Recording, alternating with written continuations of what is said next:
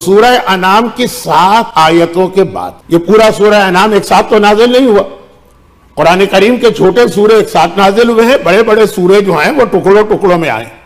7 آیتوں کے بعد آیت نمبر 160 آئی، جس آیت کے اندر پھر وہ مکمل میسیج آ گیا.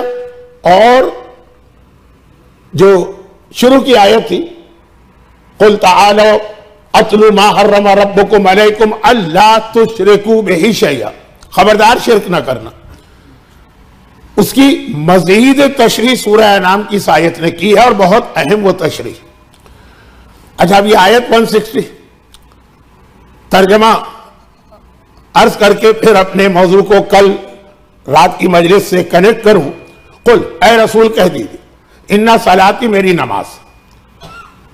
شروع میں جو 3 آیتیں آئی ہیں اس میں کوئی ذکر نماز کا نہیں، بلکہ کسی واجب کا ذکر نہیں ہے سوائے والدین کے ساتھ نیکی کرنے کی. لیکن اب جب 7 آیتوں کے بعد ایک طرح سے کمپلیٹ اسلام پیش کیا جا رہا ہے.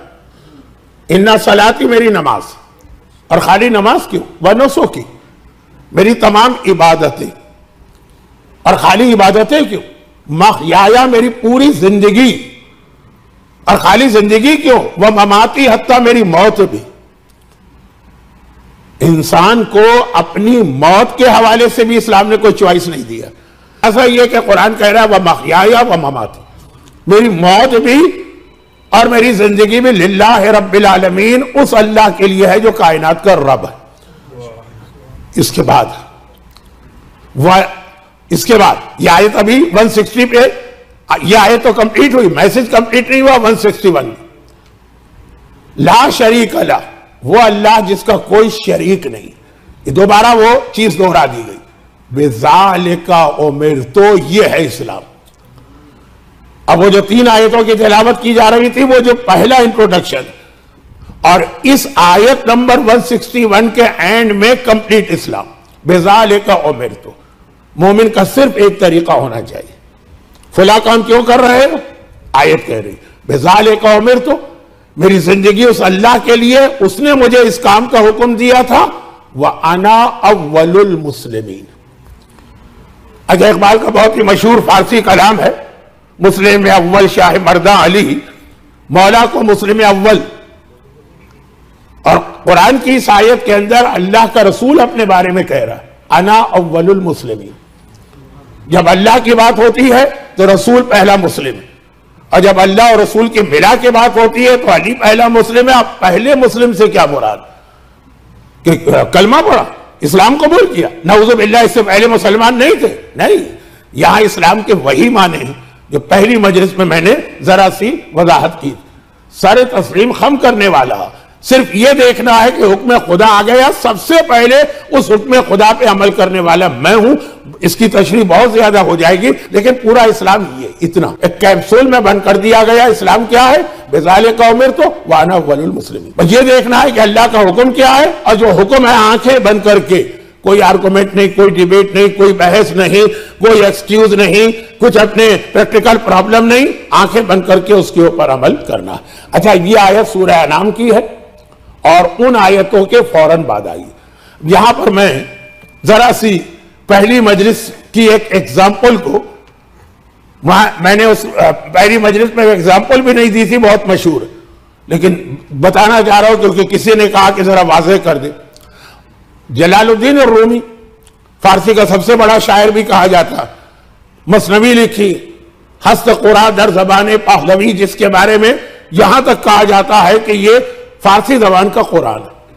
اس میں ایک واقعہ ہے، بہت مشہور واقعہ ہے، لیکن اس لیے بیان کر رہا ہوں کہ پہلی مجلس میں اشارہ بھی آیا اور واقعاً اس کو سمجھنا بھی. وہ لکھتے ہیں کہ ہندوستان کے کسی علاقے میں پہلی مرتبہ ہاتھی آ گیا. بس اب آپ سمجھ گئے کہ وہ کیا مثال دی. پہلی مرتبہ ہاتھی ہندوستان میں ہوتا تھا، لیکن ہر علاقے میں نہیں ہاتھی آ گیا. اور اب جب ہاتھی آ گیا تو سب شہرت ہوئی، ایک نیا جانور آیا ہے، بہت بڑا جانور آیا ہے، آج تک نہیں دیکھا. دیکھنے کے لیے سارا گاؤں نکلا. اس میں اندھے بھی گئے، 8 اندھے تھے اس قوم میں، وہ بھی گئے. اچھا اب ان کو نظر تو کچھ نہیں آ رہا، انہوں نے اپنے ہاتھوں کی مدد سے ٹٹول کے دیکھنا چاہا کہ ہاتھی ہوتا کیسے. جیسے ایک اردو کا محاورہ بھی ہے نا کہ ٹیڑھی کھیر، یہی تو ہے نا. کسی نے کہا اندھے سے کھیر کھاؤ گے، اس نے کہا کھیر کیسی ہوتی ہے؟ کہا سفید رنگ کی ہوتی. سفید رنگ کیسا ہوتا ہے؟ کہا جیسے بگلا ہوتا ہے. بگلا کیسا ہوتا ہے؟ وہ بولنے والا ہاتھ سے دکھا رہا ہے، اندھے نے ہاتھ ٹٹولا، کہا یہ تو بڑی ٹیڑھی کھیر. اگر ایسا تو وہ کھیر سفید، سفید بگلا جو ہے وہ ٹیڑھا میڑھا ہوتا ہے، وہ کون کھا سکے گا؟ تو اس طرح سے جو آدمی اپنے قیاس اور اندازوں سے کوئی چیز سمجھتا تو یہ گڑبڑ ہو جاتی ہے کہ کھیر جیسی نرم چیز بھی ٹیڑھی بن جاتی ہے. جب کھیر کو نہیں سمجھ سکتے تو اسلام کو کیسے اس طرح سمجھو گے؟ اچھا اب وہ ایک الگ موضوع بن جاتا. یہاں بھی یہی ہوا. یا بندوں نے کہا کہ ان کو ہاتھی تو نظر نہیں آ رہا، ہاتھی کیسے؟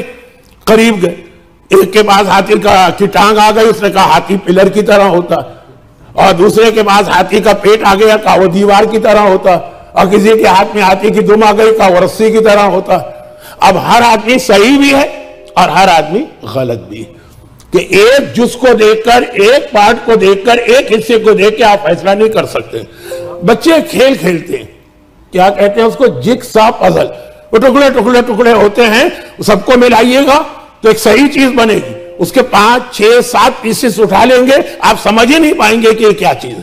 ہمارے یہاں اسلام کے ساتھ یہی ہوتا ہے. پورا اسلام تو کوئی لینے کو بھی تیار نہیں، سمجھنے کو بھی تیار نہیں ہے، پر ایک ایک ٹکڑا کسی نے اٹھا لیا اپنی جگہ اور کہا کہ اسلام تو مثلاً دم کی طرح، رسی کی طرح ہے، یا اسلام تو مثلاً پلر کی طرح ہے. عورتوں کو اسلام کو وہ حصہ بہت پسند آتا ہے جس کے اندر شوہروں کو ڈانٹا جاتا ہے کہ بیوی کے حقوق ہیں، اور بھی عورتوں کو، اور مردوں کو وہ حصہ بہت پسند آتا ہے جس میں کہا جاتا ہے کہ بیویوں کو اگر سجدے کی اجازت ہوتی تو شوہروں کے آگے سجدہ کروایا جاتا. اب مثالیں دینے کا فائدہ نہیں ہے. عالم کو وہ حدیثیں پسند آتی ہے جس میں علماء کی تعریف ہو اور جو ذمہ داری بتائی جاتی کہ ایک بھوکا بھیڑیا بکریوں کے گلے کو اتنا نقصان نہیں پہنچاتا جتنا ایک غلط عالم جو ہے معاشرے کو پہنچا دیتا. تو اب اسی طریقے سے عام لوگوں کو ایسی حدیثیں بہت پسند آتی، لیکن اگر یہ کہا جائے کہ اس کا رتبہ احترام وہ سمجھ میں نہیں آتا ہے، وہ ٹیڑھی کھیر ہوتی ہے، گلے میں پھنس جاتی ہے. تو یہ جو ٹکڑوں میں ہم اسلام لیتے ہیں، سورہ انعام کی آیت کہتی ہے غلط.